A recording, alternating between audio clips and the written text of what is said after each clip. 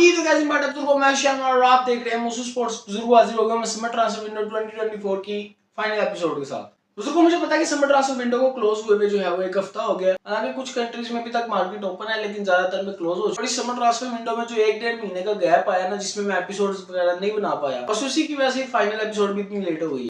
तुम लोग टेंशन ना लो, जिन जिन प्रोमिनेंट साइनिंग्स के बारे में हम किसी भी एपिसोड में बात नहीं कर पाए, उन सब साइनिंग्स को हम इस फाइनल एपिसोड में जो है वो कवर अप करेंगे। तो बगैर ज्यादा टाइम वेस्ट किए चलते हैं फाइनल एपिसोड की ट्रांसफर अपडेट्स की तरफ। तो बुजुर्गों अगर सबसे पहले बात करें इस समर ट्रांसफर विंडो की one of the major signings की, जो कि है नाइजीरियन स्ट्राइकर विक्टर ओसिमन के बारे में। बुजुर्गों इस ट्रांसफर विंडो में लगता है नेपोली ने तो कसम ही खाई हुई थी कि विक्टर ओसिमन को तो हमने अगले सीजन खिलाना ही नहीं है। पहले तो वो विक्टर ओसिमन को परमानेंटली बेचना चाह रहे थे, लेकिन मगर वो नहीं सेल आउट हुआ। फिर नेपोली ने विक्टर ओसिमन के साथ एक नई डील साइन कर ली 2027 तक, जिसमें उसकी रिलीज क्लॉज को 130 मिलियन यूरो से कम करके 75 मिलियन यूरो कर दिया है। और इस न्यू डील को साइन करने के बाद नेपोली ने जो है वो विक्टर ओसिमन को भेज दिया गलातासराय। वैसे जो भी को नेपोली की इस सीजन विक्टर ओसिमन को ना खिलाने की जिद से सबसे ज्यादा फायदा जो है ना वो गलातासराय को one of the top class talents जो है वो उनको लोन पे मिल गया। बुजुर्गों अगर आगे चल के बात करें जॉर्डन सैंचो की, तो जॉर्डन सैंचो को जो है वो चेल्सी ने साइन कर लिया मैनचेस्टर यूनाइटेड से। पता नहीं यार, पहले एरिक टेन है कह रहा था कि हम जो है वो जॉर्डन सैंचो से बिल्कुल ओके है, हमें कोई मसला नहीं उसके साथ, फिर उसको जो है वो लोन पे भेज दिया। और इस लोन डील में एक बाय ऑप्शन भी ऐड की गई है 2025 के लिए, जिसकी बेसिक फी 20 मिलियन यूरोज है और उसके साथ साथ 5 मिलियन यूरोज के एड ऑन्स भी हैं। बुजुर्गों को किंग्सले कॉमन के बारे में भी काफी ज्यादा अपडेट्स वगैरह आ रही थी। अल हिलाल और बारसा दोनों ही कॉमन को साइन करने के लिए काफी ज्यादा इंटरेस्टेड है, लेकिन बारसा अपने फाइनेंशियल फेयर प्ले की वजह से जो है वो ये डील एग्जीक्यूट नहीं कर पाई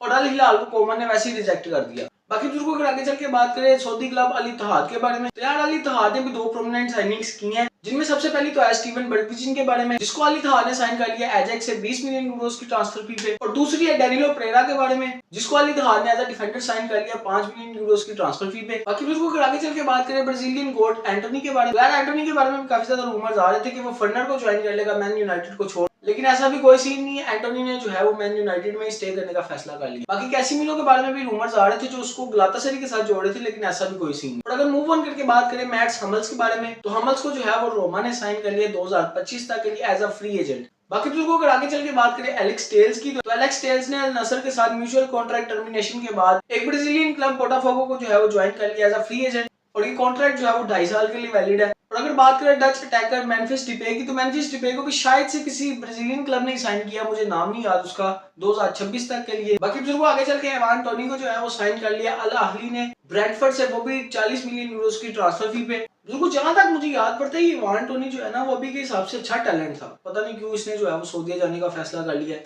खैर अगर मूव ऑन करके बात कर ले रहीम स्टर्लिंग की, तो रहीम स्टर्लिंग को जो है वो चेल्सी से साइन कर दिया आर्सेनल ने, वो भी लोन पे। और विक्टर रॉक को साइन कर लिया है रियल बेटिस ने बारसा से, वो भी लोन पे। बाकी बुजुर्गों अगर आगे चल के बात करें चेल्सी की, तो चेल्सी ने अपने 2 गोलकीपर जो है वो लोन डील्स पे भेज दिए हैं। तो चेल्सी ने कैपा और पेट्रोविच को जो है वो लोन डील्स पे भेज दिया है। इसमें स्ट्रासबर्ग ने जो है वो साइन कर लिया 2025 के लिए पेट्रोविच को, और दूसरी तरफ बोर्नेमाउथ ने जो है वो साइन कर लिया कैपा को 2026 तक के लिए। मैं दोबारा बता दूं कि ये दोनों डील्स जो है वो लोन बेसिस पे। वैसे मुझे पर्सनली ऐसा लगता है कि पेट्रोविच जो है ना वो एक अच्छा गोलकीपर है और चेल्सी को चाहिए कि उसे अपना प्राइमरी गोलकीपर बनाए। पेट्रोविच कम से कम सैंचेज से तो ज्यादा ही टैलेंटेड है। बाकी बुजुर्गों अगर आगे चल के बात करें मैनुअल लोगांते की, तो मैनुअल लोगांते को जो है वो साइन कर लिया मैनचेस्टर यूनाइटेड ने पीएसजी से, वो भी इन टोटल 60 मिलियन यूरोस की ट्रांसफर फी पे, जिसमें से 50 मिलियन यूरोस जो है वो बेसिक ट्रांसफर फी है और उसके साथ 10 मिलियन यूरोस के एड ऑन्स, और 5 साल के लिए कॉन्ट्रैक्ट वैलिड है, यानी कि 2029 तक के लिए जो है वो मैनचेस्टर यूनाइटेड के लिए एज अ मिडफील्डर खेलेगा मैनुअल उगांते। बाकी बुजुर्गों अगर आगे चल के बात करें German midfielder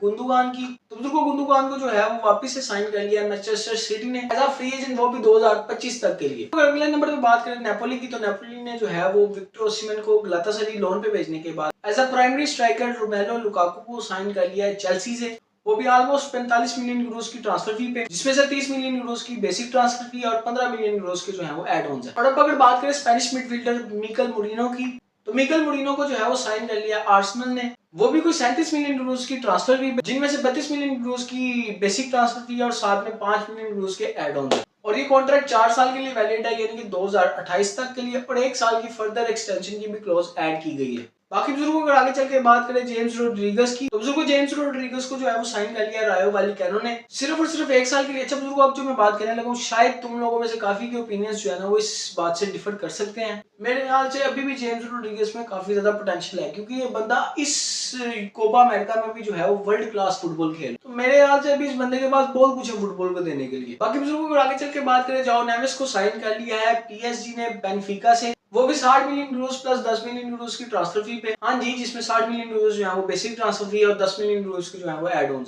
in total almost 70 million Euros की ट्रांसफर फी पे। बाकी बुजुर्गों को आगे चल के बात करें बार्सिलोना लेजेंड सर्जी रोबर्टो की, तो बुजुर्गों सर्जी रोबर्टो को जो है वो साइन कर लिया है इटालियन क्लब कोमो ने। क्योंकि बुजुर्गों काफी लोगों को मैंने कमेंट्स वगैरह पढ़े हैं कि कोमो जो है वो बाबियों को साइन कर रहा है, लेकिन यकीन मानो कि कोमो कुछ ना कुछ तो बड़ा सोच रहा है। मुझे पता नहीं क्यों ऐसा लगता है कि दे आर कुकिंग समथिंग। अब ये तो उनकी सीढ़ियां में दौड़ देख के ही पता लगेगा कि वो कितना आगे जा पाते हैं, लेकिन यकीनन कोई ना कोई माइलस्टोन तो वो जरूर अचीव करेंगे इस सीजन। बाकी बुजुर्गों अगर बात करें कॉनर गैलेगर की, तो बुजुर्गों कॉनर गैलेगर को जो है वो साइन कर लिया एटलेटिको मैड्रिड ने, वो भी चेल्सी से 42 मिलियन यूरोस की ट्रांसफर फी पे। काफी अजीब ही किस्म का सागा रहा कॉनर गैलेगर का। पता लगता था कि वो मैड्रिड जा रहा है, कभी पता लगता था कि वो नहीं जा रहा, कभी कोई अपडेट आती थी तो कभी कोई अपडेट आती थी, लेकिन फाइनली एटलेटिको मैड्रिड ने जो है वो कॉनर गैलेगर को साइन कर लिया 5 सालों के लिए। बाकी बुजुर्गों अगर लास्ट पे बात करें पोर्चुगल के अटैकिंग टैलेंट जाओ फिलिक्स की, तो जाओ फिलिक्स को जो है वो चेल्सी ने साइन कर लिया है, वो भी परमानेंट डील पे एटलेटिको मैड्रिड से। कोई ऑलमोस्ट 52 मिलियन यूरोस की जो है वो ट्रांसफर फी दी है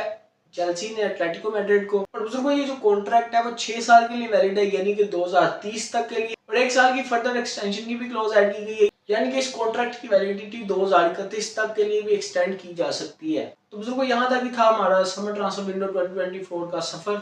तो मिलेंगे फिर किसी नई फुटबॉल से रिलेटेड वीडियो के साथ। Till then from now sayonara.